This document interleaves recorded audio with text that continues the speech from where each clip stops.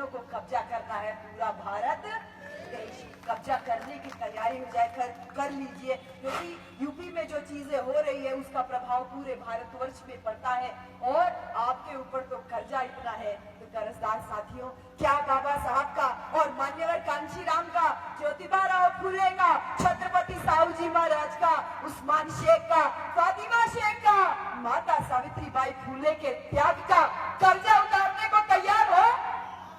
क्या तैयार हो? ना, केवल आगे वाले बोल रहे हैं, पीछे वाले अभी भी कर्जदार बने रहने में खुश हैं। क्या बाबा साहब का कर्जा उतारने के लिए तैयार हो? क्या साहब कांशीराम का कर्जा उतारने को तैयार हो? क्या माता सावित्रीबाई फुले का कर्जा उतारने को तैयार हो? क्या फातिमा शेख की कुर्बानी का कर्जा उतारने को तैयार हो? ये कर्जा केवल राजा बन के उतारा जा सकता है, तो क्या आप राजा बनने के लिए तैयार हो?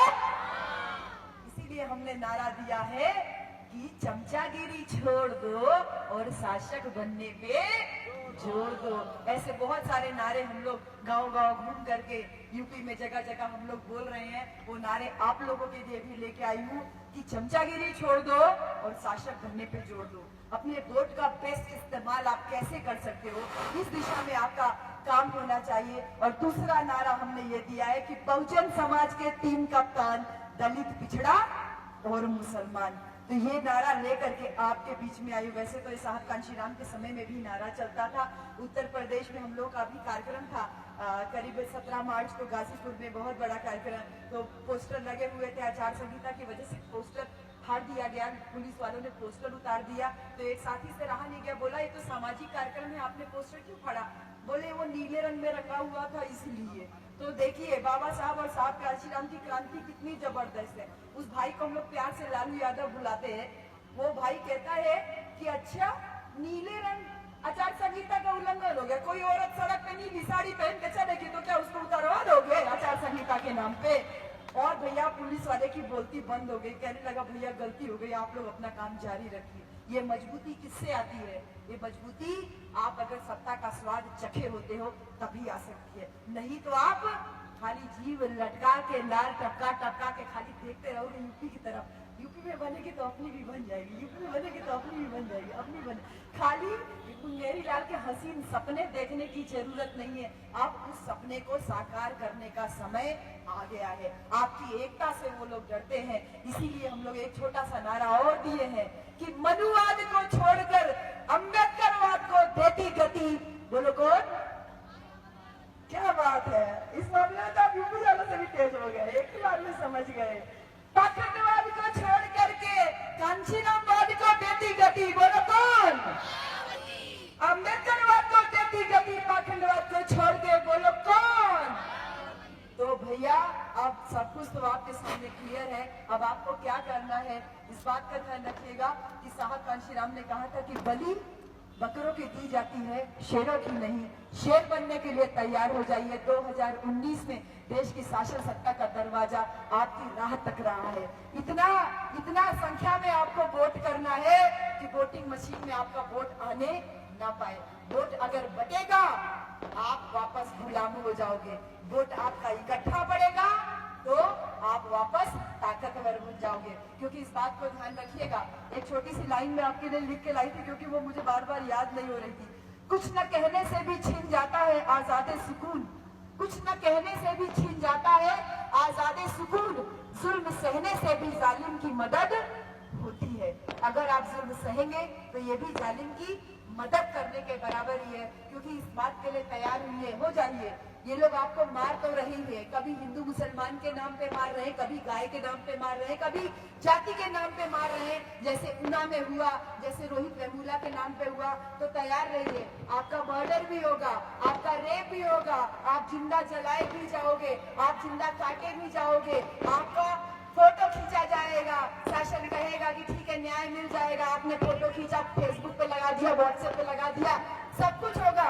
लेकिन उसके बाद एक कमेटी बना दी जाएगी और कह दिया जाएगा कि हाँ इस मामले का निपटारा कर दिया जाएगा। लेकिन थोड़े दिन के बाद क्या होगा? कुछ नहीं, कोई न्याय नहीं मिल रहा है आपको।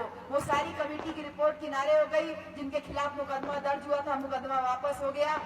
क्या मिला आपको? कुछ नहीं। जिस न्याय की उम्मीद थी वो न्याय नहीं मिला। न्याय किसको नहीं मिलता है? न्याय उसको नहीं मिलता है जिसका राजा नहीं होता है। न्याय पाने के लिए आपको ये वो वाला न्याय नहीं, आजकल एक बहुत चल रहा है टीवी पे, वो वाला न्याय मत समझ लीजिएगा। ये सामाजिक न्याय की मैं बात कर रही हूँ। आपको इस देश में बराबरी का दर्जा जो संविधान के द्वारा मिला है और समता, स्वतंत्रता, बंधुत्व और न्याय की जो बात संविधान करता है, ये आप तभी पा सकते हो जब आप अपने आप को शासक सत्ता का भागी बना लो। और इस बार की क्रांति औरतों की क्रांति होगी, क्योंकि हमारी मुखिया भी एक औरत है। आदमियों के ऊपर पूरा भरोसा मैं फिर नहीं कर सकती, मुझे बहुत अफसोस है इस बात का। आदमियों के ऊपर भरोसा मैं नहीं कर सकती हूँ। क्यों? क्योंकि आप लोग तो नारे को ऐसे बोलते हो ना कि बाबा तेरा मिशन अधूरा, शाम को दारू पी के करेंगे पूरा।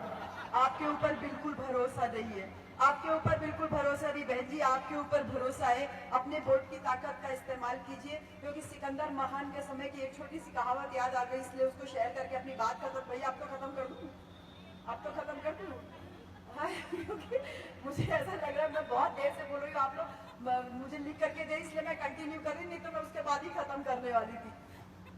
एक बात याद आ गई, सिकंदर महान ने एक जब बहुत सारे देशों को जीतने के बाद एक शहर से जब वो निकल रहा था, तो एक आदमी सड़क पे आराम से सो रहा था बहुत गहरी नींद में। सिकंदर ने कहा मैं इतना बड़ा राजा हूँ और मुझे ये प्रणाम भी नहीं कर रहा, आराम से सो रहा है। सिकंदर ने उस आदमी को ऐसे लात मार के जगाया और बोला उठ। आदमी नींद से उठा और देख रहा, कह रहा कौन हो? कह रहा मैं सिकंदर महान, मैंने इतने सारे देशों को जीता है, मैं बादशाह हूँ।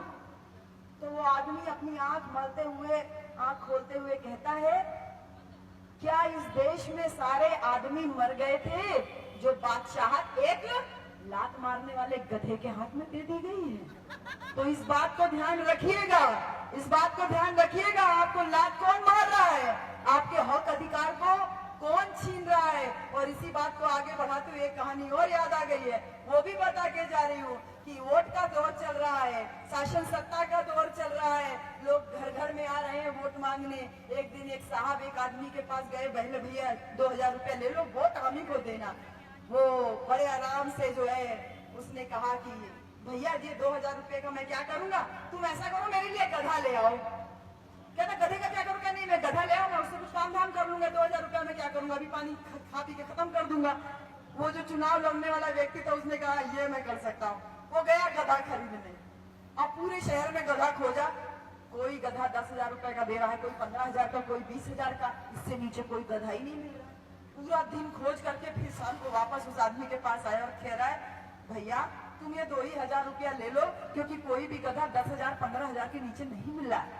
बोलता है मुझे मूर्ख समझे हो, मुझे मूर्ख समझे हो, मुझे साहब कांसीराम सिखा के गए हैं मेरी वोट की कीमत कितनी है, तुम मेरे वोट की कीमत को 2,000 लगा रहे हो। जब एक गधा जो है 10,000 से कम में नहीं मिल रहा है तो मैं अपने वोट को 2,000 रुपए में कैसे बेच सकता हूँ? मैं अपने वोट का सौदा कहीं नहीं कर सकता, क्योंकि वोट बेचने का मतलब है कि अपनी बहन और बेटी की इज्जत के साथ में आप समझौता कीजिए। इसी बात को और आगे बढ़ा रही हूँ, एक कहानी और सुना के अपनी बात खत्म करूंगी कि एक बार एक गांव में एक मनुवादी या कह लीजिए ऊंची जात का आदमी आके गांव के पास में रहने लगा। गांव की एक लड़की से उसने शादी कर लिया, कथा वथा कह के कुछ अपना भजन कीर्तन करके उसका खर्चा वर्चा चलने लगा। उसके 2 बच्चे हो गए, एक बच्चे का नाम रखा राजा राम, दूसरे बच्चे का नाम रखा सीताराम। बच्चे धीरे धीरे बड़े होने लगे, घर का खर्चा चलना मुश्किल हो गया क्योंकि बच्चे सियाने हो गए थे, बच्चों की शादी हो गई। अब कथा वथा कह के मूर्ख बना के कितना दिन खर्चा चलता, शादी हो गई तो भैया खर्चा चलना मुश्किल हो गया। उसने दिमाग लगाया, उसने क्या किया, दोनों बच्चों को लड़ा करके गांव के बीच में छोड़ दिया। दिन भर राजा राम सीताराम को गाली देता और सीताराम राजा राम को गाली देता। आधा गांव राजा राम की तरफ, आधा गांव सीताराम की तरफ। थोड़े दिन के बाद उस गांव में प्रधानी का चुनाव था, यहाँ पे भी होता है ना, प्रधानी का चुनाव होता है ना, क्या बोलते हैं सरपंच, हाँ सरपंच, हमारे यहाँ सरपंच ही बोलते हैं, सरपंच प्रधान दोनों बोला था। सरपंच का चुनाव होना था, वो क्या किया, अब दोनों लड़के चुनाव में खड़े हो गए। अब आधा गांव राजा राम की तरफ था, आधा गांव सीताराम की तरफ था, आधा आधा वोट मिल गया। लेकिन साहब कांसीराम चमचा युग में लिख के गए, कुछ चमचे हर समय में हर जमाने में पाए जाते हैं, तो कुछ चमचे लोग दोगले लोग उनके साथ में भी थे जो इधर उधर ताक रहे थे। कुछ लोग राजा राम को ज्यादा वोट दे दिए, राजा राम सरपंच हो गया, चुनाव जीत गया। अब मुझे एक बात का जवाब दीजिए, वो जो ऊंची बिरादरी का आदमी था उसके घर में अगर खिचड़ी बनी तो घी किसके घर की खिचड़ी में गिरा? किसके घर की खिचड़ी में गिरा? उसी आदमी के घर की खिचड़ी में गिरा ना, क्योंकि सरपंची तो उसी के घर में गई ना। 5 साल तक खाने पीने का बढ़िया इंतजाम हो गया। 5 साल काम नहीं किए, कुछ 5 साल के बाद फिर सरपंच का चुनाव आया, फिर उसने दोनों लड़कों को लड़ा के गांव के बीच में छोड़ दिया। दिन भर राजा राम सीताराम की बुराई करे और सीताराम राजा राम की बुराई करे कि राजा राम भ्रष्टाचारी है। राजा राम ने तुम्हारे गांव में कोई नाली नहीं बनवाया, कोई आबादी का मकान नहीं दिलवाया, कोई लाइट नहीं लगवाया, कोई ट्यूबवेल नहीं दिलवाया, कोई शौचालय नहीं बनवाया। राजा राम भ्रष्टाचारी है। इस बार सारा गांव सीताराम की तरफ हो गया, सीताराम को वोट मिल गया, सीताराम सरपंच हो गया। अब जवाब दीजिए, उस घर में खिचड़ी बनी तो घी किसके घर की खिचड़ी में गिरा? उसी के घर की खिचड़ी में गिरा ना। 5 साल तक खाने पीने का बढ़िया इंतजाम हो गया। कोई आपके और हमारे जैसा व्यक्ति उसके पास जाता कि भैया थोड़ा नाली बनवा दो, भैया थोड़ा शौचालय बनवा दो, तो 4-5 मोटे मोटे लठाए उसने रखे थे, हम भाग जा, नहीं तो लाठी से पीट पीट करके हालत खराब कर दूंगा। पिछले 70 सालों में आपकी और हमारी हालत, बहुजन समाज की हालत, लड़ाई हालत इसी राजा राम और सीताराम की लड़ाई में फंस के रह गई है। स्पेशली ध्यान दीजिएगा महाराष्ट्र के कर्जदार भाई लोग, महाराष्ट्र के साथी पिछले 70 साल में इसी राजा राम और सीताराम की लड़ाई में आप फंस के रह गए हो।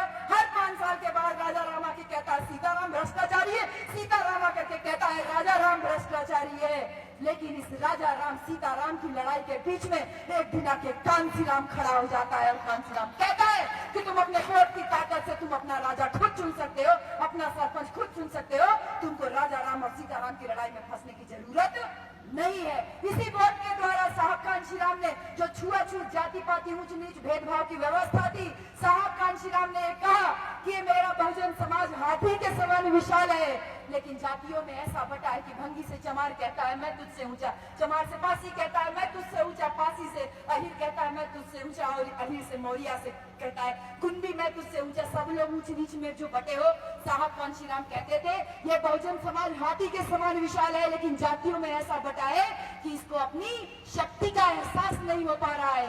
साहब एक बात और कहते थे, जिस दिन ये मेरा बहुजन समाज अपने वोट की ताकत का इस्तेमाल कर लेगा, बैठा हाथी फिर से उठ के खड़ा हो जाएगा। और जिस दिन हाथी फिर से उठ के खड़ा हो गया ना, जितना पो पो पो चिल्ले पो लगा के झूठा लोग माइक लोग लगा के बोलते हैं ना 56 इंच का सीना, 56 इंच का सीना, ये सारे झूठे लोग उसी हाथी के पैर तले कुचल के रह जाएंगे, कचल के रह जाएंगे, खत्म होके फिर रह जाएंगे। और ये कोई अतिशयोक्ति वाली बात नहीं है, कोई हवा की बात मैं नहीं कर रही हूँ। महाराष्ट्र की धरती इस बात की गवाह है कि 500 महारों ने 28,000 पेशवाओं को गाजर मूली की तरह काट के पूरी पेशवाइयत का अंत कर दिया था। हमसे ज्यादा बहादुर कोई नहीं है। 28,000 को 500 से अगर भाग दोगे तो कितना आएगा? कितना आएगा? 56 इंच का सीना किसका हुआ? हमारा हुआ। लेकिन आप जानते नहीं हो, इसलिए इन झूठे लोगों की बात में आ जाते हो। क्यों नहीं बोलते हैं आज ये 56 इंच का सीना? क्योंकि समाज में जागरूकता बढ़ी है, समाज में जागरूकता बढ़ी है, और महाराष्ट्र वासियों आपके ऊपर पूरे देश की निगाह कड़ी है कि ये महाराष्ट्र का नाम ही महारों का राष्ट्र के ऊपर है। आपको एकदम कर्जे में डूबे हुए हो, बस आपका मरना का बाकी है, आपका मरना बाकी है बस। पूरा राष्ट्र ऐसा कोई, पूरे इंडिया में कोई ऐसा प्रदेश नहीं है जिसकी जाति के आधार पे उसके राज्य का नाम हो। आप लोग बहुत गौरवशाली लोग हैं कि इतने क्रांतिकारी महारों के राष्ट्र में आप रहते हो। अपने आप को महार कहते हो, चमार कहते हो, लुहार कहार सुनार कहते हो। अपने आप को एक बार बहुजन कहना शुरू कर दो, ये लोग ऐसे ही आपके महाराष्ट्र भाग करके कहीं को जगह नहीं मिलेगी छिपने की। ये आपको जातियों में बांट करके आपका वोट लेते हैं। इनका केवल एक उद्देश्य है, शासन सत्ता हासिल करना। और उसी लिए यूपी में भी 2017 के चुनाव में इन्होंने कहा अहिर को छोड़िए, ये तो साइकिल वालों की पार्टी है, चमार को छोड़िए तो हाथी वालों की पार्टी है। बोले सारे हिंदू एक हो जाओ, सारे हिंदू एक हो जाओ। बाकी सारे लुहार कहार सुनार मौर्य कुशवाहा इन सबको सच में लगा कि ये लोग हिंदू है, और ये सब लोग उनकी गलतफहमी का शिकार हो गए। और क्या हुआ? यूपी में फोटो दिखाया गया शाहरुख खान का, विवाह करा दिया गया अमरीश पुरी से। दूल्हा बारात संभाले नहीं संभाल रहा है उनसे, ये बात ध्यान रखिए। कौन सी व्यवस्था है? कौन सी व्यवस्था है जिसने बाबा साहब को कक्षा में बैठने की इजाजत नहीं दी, बाहर बैठा करके उनको पढ़ने के लिए मजबूर किया? वो कौन सी व्यवस्था है जिसमें ज्योतिबा राव फूले को उनके बाप ने उनके घर से निकाल दिया क्योंकि उन्होंने अपनी पत्नी को पढ़ाने की चेष्टा की थी? वो कौन सी व्यवस्था है? आपने उनका नाम सुना है? क्या नाम है? कर्पूरी ठाकुर का।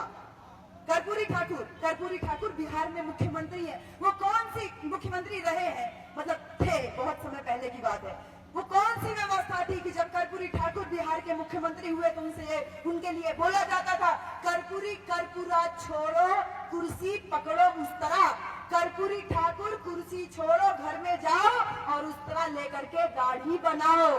हो नाई बिरादरी के थे, लेकिन बिहार के मुख्यमंत्री बनने के बाद में जब उन्होंने पिछड़े लोगों को नौकरी में आरक्षण देने की शुरुआत की तो कौन लोग थे जिन्होंने कहा कि कर्पूरा छोड़ो कुर्सी पकड़ो उस्तरा? वो कौन से लोग थे जो यहाँ मध्य प्रदेश के एक वो भी रह चुके, राज्यपाल रह चुके, यूपी में सीएम भी रह चुके थे? आर्यन यादव, क्या नाम था उनका? रामनिवास यादव, क्या नाम था उनका? मैं बताती हूँ नाम। राम नरेश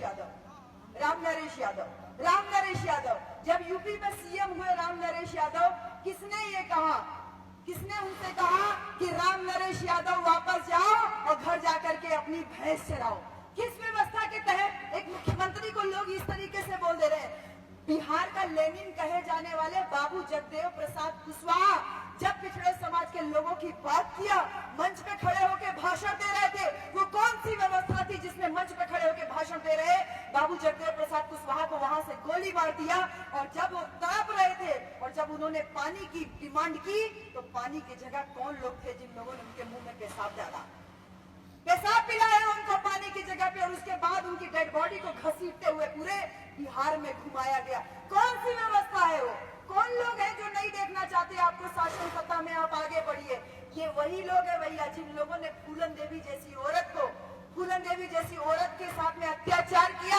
और जब उस फूलन देवी ने, उस वीर बहादुर फूलन देवी की धरती की मैं हूँ भैया, उस वीर बहादुर फूलन देवी की धरती की मैं हूँ, जब उस फूलन देवी हमारी बहन ने उन 18 ठाकुरों को एक लाइन से खड़ा करके गोलियों से भून करके अपनी मौत का बदला, अपनी ऊपर हुए अत्याचार का बदला लिया, तो वो कौन लोग थे जो फूलन देवी को डाकू डाकू बोल रहे थे? वो कौन लोग थे जो उत्तर प्रदेश के डिप्टी सीएम वर्तमान में है? कौन है? केशव प्रसाद मौर्य जी। वो हमारे बहुजन समाज के हैं, लेकिन फोटो में देखा, टीवी में देखा, वो कौन सी व्यवस्था है कि दो लोग सोफे में बैठे हुए हैं और उस सोफे के बीच में एक स्टूल डाल करके उनको बैठाया जा रहा है, यानी उनको कुर्सी नहीं दी जा रही है? ये कौन से लोग हैं? ये आपको आइडेंटिफाई करना है, आपको इस बात का पता करना है कि ये कौन लोग हैं जिन लोगों ने, जब हमारे अखिलेश यादव जी जब मुख्यमंत्री का पद छोड़े थे 2017 में, तो उनका घर धुलवाया गया गंगा जल से, और उसके बाद ब्राह्मण बुला के बनारस से दिया बाती सुलगा के, मंत्र फुका के, गाय का पेशाब छिड़कवा के उस घर को पवित्र किया गया, तब जाकर के उसमें नए वाले मुख्यमंत्री ने प्रवेश किया। वो कौन सी व्यवस्था है कि जब हमारी बहन जी मुख्यमंत्री बनती है तो बोलते हैं अरे चमैनिया बैठ गई है, अरे चमारिन बैठ गई है, अरे चमारिन मुख्यमंत्री हो गई है? ये कौन लोग हैं? ये वही लोग हैं जो ये नहीं कि कैसे आप अपने वोट की ताकत के द्वारा, अपनी शिक्षा के द्वारा, अपने जेब में जो थोड़ा बहुत पैसा कमाने का अधिकार मिला है इसके द्वारा आप राजा चुन पा रहे हो। ये आपको राजा बनने से रोकने का हर संभव प्रयास कर रहे हैं। इस षड्यंत्र का पर्दाफाश अब होना ही चाहिए। हिंदू मुसलमान के नाम पे नफरत की राजनीति फैलाने वालों का अब पोल खुलना ही चाहिए। इसलिए ऐलान करिए महाराष्ट्र वासियों, आपके पास तो जयंती मनाने के लिए भी बहुत अवसर है। ऐलान करिए कि वो खाकी नेकर वाले हैं, हम नीले सूट बूट वाले हैं। ये नीला रंग का दुपट्टा आपने और हमने ऐसे थोड़ी ओढ़ा हुआ है, ये नीला रंग हमारे आन बान शान की निशानी है। ऐलान करिए, इनके झूठ का पर्दाफाश करिए कि वो खाकी नेकर वाले हैं, हम नीले सूट बूट वाले हैं, हम बाबा साहब के बेटे हैं, वो बाबा साहब के साले हैं। बोलना शुरू करिए, आप बोलना शुरू करिए, क्योंकि इतिहास गवाह है कि ये मनुवादी जिससे जीत नहीं पाते उसको अपना जीजा बना लेते हैं, फिर वो चाहे मुसलमान हो या बाबा साहब हो और या अखिलेश भैया हो। उत्तर प्रदेश हर एक चीज का गवाह है। इसलिए इस नफरत की राजनीति के, नफरत फैलाने वाले लोगों की जो राजनीति है, इसके खिलाफ आवाज बुलंद कीजिए। देश पूरी तरीके से चौपट किया जा रहा है, सीबीआई को कमजोर किया जा रहा है, सुप्रीम कोर्ट को कमजोर किया जा रहा है। आप अपने घर में जो चाय पी रहे हैं उसकी चीनी दुश्मन देश पाकिस्तान से आ रही है। दुश्मन देश पाकिस्तान की सेना के साथ में सैन्य अभ्यास कर रहे हैं और देश में एक देशभक्ति का एक जमावड़ा लगाया जा रहा है, एक जो मतलब एक तूफान क्रिएट किया जा रहा है, एक मौसम माहौल बनाया जा रहा है। ऐसे लोगों से सावधान रहिए। आपका पूरा रिजर्व बैंक ऑफ इंडिया जहां से नोट छपता है उस तक का 28,000 करोड़ रुपया निकाला जा चुका है इस चुनाव में आपको हमको कमजोर बनाने के लिए। इसलिए ऐसे बांटने वाले लोगों से जो हमारे देश को लूट रहे हैं, कितनी बेशर्मी से पूरा एयरपोर्ट बेच दिए, 3 सारे बैंकों को एक में समाहित कर दिए, विलय कर दिए, एयरपोर्ट बेच दिए, रोड बेच दिए, स्टेशन बेच दिए और कितनी बेशर्मी से कहते हैं मैं देश नहीं बिकने दूंगा, मैं देश नहीं झुकने दूंगा। ऐसे लोगों के खिलाफ आपको अपनी आवाज बुलंद करनी। डरिए मत, डरिए मत। 500 महारों का खून दौड़ता है आप लोगों के अंदर। भीमा कोरे गांव वाली ऐतिहासिकता जिसकी हम मिसाल उत्तर प्रदेश में देते हैं, आप लोगों के अंदर उन 500 महान वीर सैनिकों का खून दौड़ता है। अपने खून को वापस, जमा खून को वापस उबालो, वापस खोलाओ और वापस अपने महापुरुषों के कहे हुए मार्ग पे चलने के लिए अपने आप को राजा बनाने के लिए कमर कस लीजिए, क्योंकि अभी नहीं तो कभी नहीं है। 2019 का समय तय करेगा कि इस देश में शासन किसका होगा। ये चुनाव नहीं है, ये चुनाव आपके और हमारे आत्मसम्मान की लड़ाई है। ये चुनाव नहीं है, ये भीमा कोरे गांव बनाम राम राज्य की लड़ाई है। ये संविधान बनाम मनुस्मृति की लड़ाई है। ये 15 बनाम 85 की लड़ाई है। ये साहब कांसीराम बनाम राजा राम और सीताराम की लड़ाई है। अब आपको तय करना है कि आपको किसके साथ में रहना है। अब आप मुझे जवाब दीजिए कि आपको राम राज चाहिए कि आपको भीमराज चाहिए? आपको राम राज चाहिए कि भीमराज चाहिए? आपसे तो तेज अकेले हमारी आवाज, अगर माइक हटा के बोलेंगे तब भी आपसे तेज बोल पाएंगे। खाली एक ही चीज बहुत तेजी से बोलते हो, डॉक्टर भीमराव अम्बेडकरांच्या विजयी सो, बस यही एक चीज बहुत तेजी से बोलते हो। तीसरी बात ये मैं यही सीख पाई हूँ महाराष्ट्र में, बस यही एक चीज तेज बोल पाते हो। आपको भीमराज चाहिए कि आपको रामराज चाहिए? आपको संविधान राज चाहिए कि मनुस्मृति राज चाहिए? आपको भीमा कोरे गांव चाहिए कि आपको अयोध्या राज चाहिए? तो बस ये काम आपको वोट के द्वारा करना है। अपने वोट का सही इस्तेमाल कीजिए और शासन सत्ता पे हासिल शासन सत्ता कब्ज करने के लिए देश की, क्या भैया अब नहीं बोलूंगी, अब नहीं बोलूंगी। आप लोग जो है तैयारी कर लीजिए। इनकी पोल खोलना जगह जगह बहुत जरूरी है और इसलिए बाबू ने जो बात कही है वो बात कह के खत्म करती हूँ कि हर चौराहे सट्टी पे बोलना शुरू कीजिए कि वो बात करेंगे ताज की, तुम बात करना आज की। वो बात करते हैं हमेशा ताजमहल की, पुरानी बातें करते हैं, आज की बात नहीं करते हैं। वो बात करेंगे ताज की, तुम बात करना आज की। वो बात करेंगे शहनशाह की, तुम बात करना जय शाह की। अब जय शाह कौन है ये आपको पता करना पड़ेगा, यहाँ से नहीं बोल सकते। वो बात करेंगे 3 तलाक की, तुम बात करना 15 लाख की। अच्छे दिन आए क्या? नौकरी मिली क्या? तो वो बात करेंगे 3 तलाक की, तुम बात करना 15 लाख की।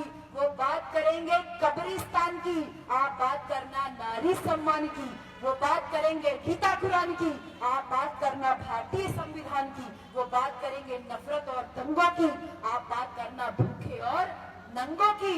वो बात करेंगे सफाई की, नदी और सफाई की, आप बात करना शिक्षा और दवाई की। और वो बात करेंगे मन की, आप बात करना केवल और केवल काले धन की। बहुत बहुत धन्यवाद पूरी आयोजक टीम को और